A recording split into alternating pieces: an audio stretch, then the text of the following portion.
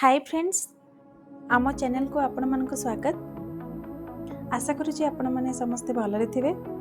आज आम बनइबा मटर पनीर। जो मैंने आम चैनल को फर्स्ट टाइम देखुं प्लीज सब्सक्राइब करदे। सो वीडियोटी को शेष पर्यंत देखु। मटर पनीर बनइबा प्रथम आम नवा पनीर आ किछि ग्रीन मटर। ग्रेवी बनइबा आम नवा किछि रसुण, अदा, पियाज और टमाटो। सो ग्रेवी रो टेस्ट और थिकनेस पई आमे नबा किछि काजू, चारमगज आ ताको पानी रे किछि टाइम पई बतरे दबा। एबे आमे कढ़ाई रे किछि तेल नेबा आ तेल गरम होला परे कटा जाइथिबा पनीर को टिके फ्राई करि देबा। आपण चाहिले पनीर को फ्राई न करी प्लेन भी यूज कर परिबे।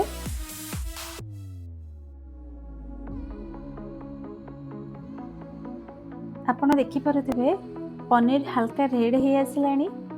तो ताको आमे एबे छाणी की लूण पानी रे पकई दबा। एमिति कले पनीर रा सॉफ्टनेस ता रहिबो।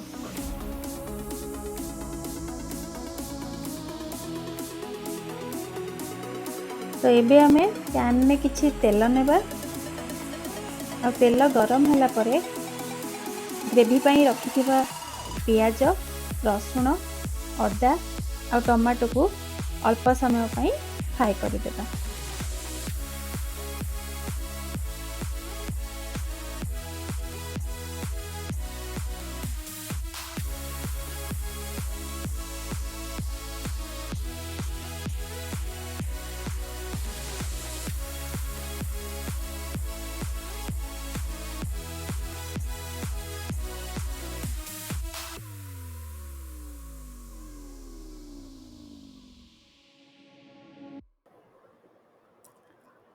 अल्प टिके फ्राई होला परे ताको आमे काढी दबा और ठंडा हेबा पई किछि समय छाडी देबा।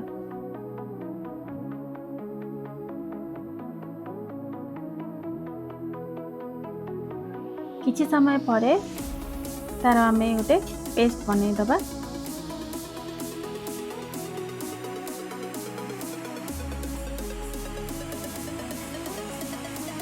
काजू और चारमगज भी आमे पेस्ट बनै नबा।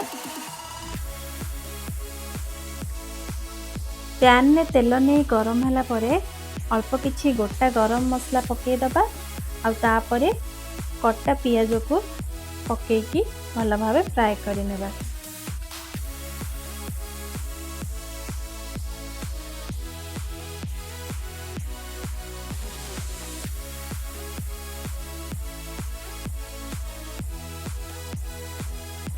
तापर किछि लंका गुंड और हलदी गुंड पकई की आमे ताको भल भावे फ्राई करि नेबा।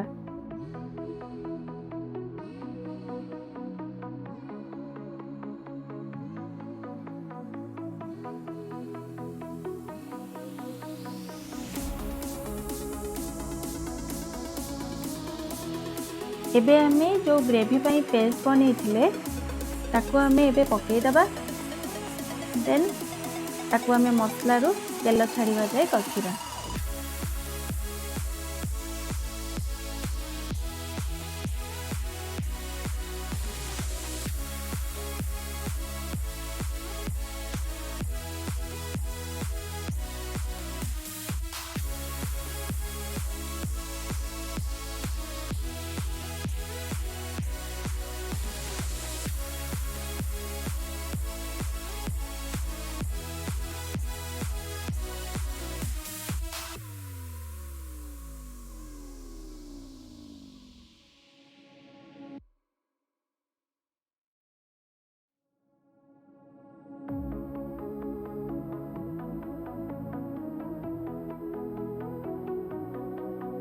एबे देखि पारुथिबे मसला और तेल सेपरेट हे आसिलानी। तो एबे आमे काजू और चारमगज पेस्ट को ऐड करि नबा।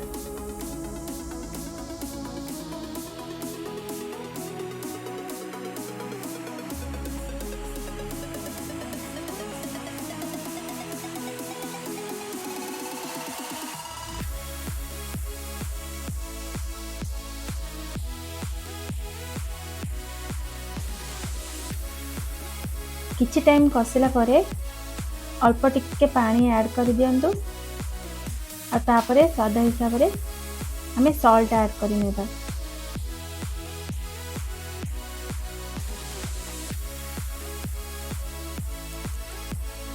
तो ग्रेवी रो थिकनेस पाई आमे ताको 2 मिनिट पाई घोड़े नबा आ तापरे रखा जाइतिबा मटर को ऐड कर देबा।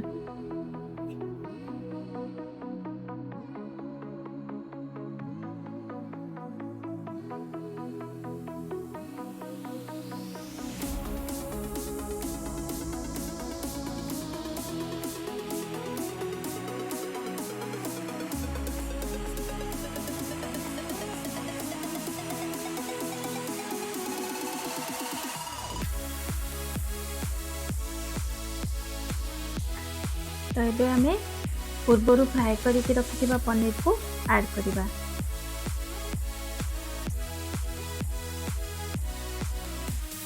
एबे आमे ताको भल भाव में मिक्स करि नबा।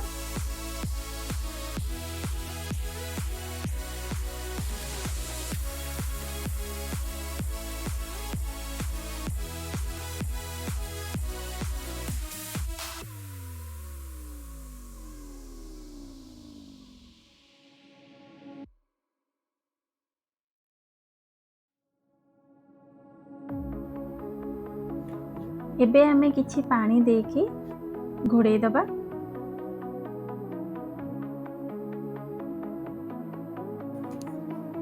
आपण जते कि थिकनेस प्रिफर करूथिबे से हिसाब रे आपण पानी दे परिबे।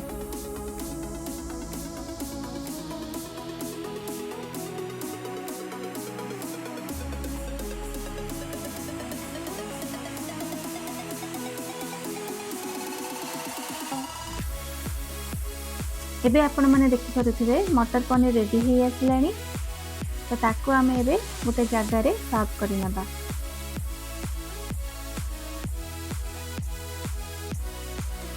तो देखंतु मटर पनीर रे केते सुंदर बेस्टर आसी जाईची।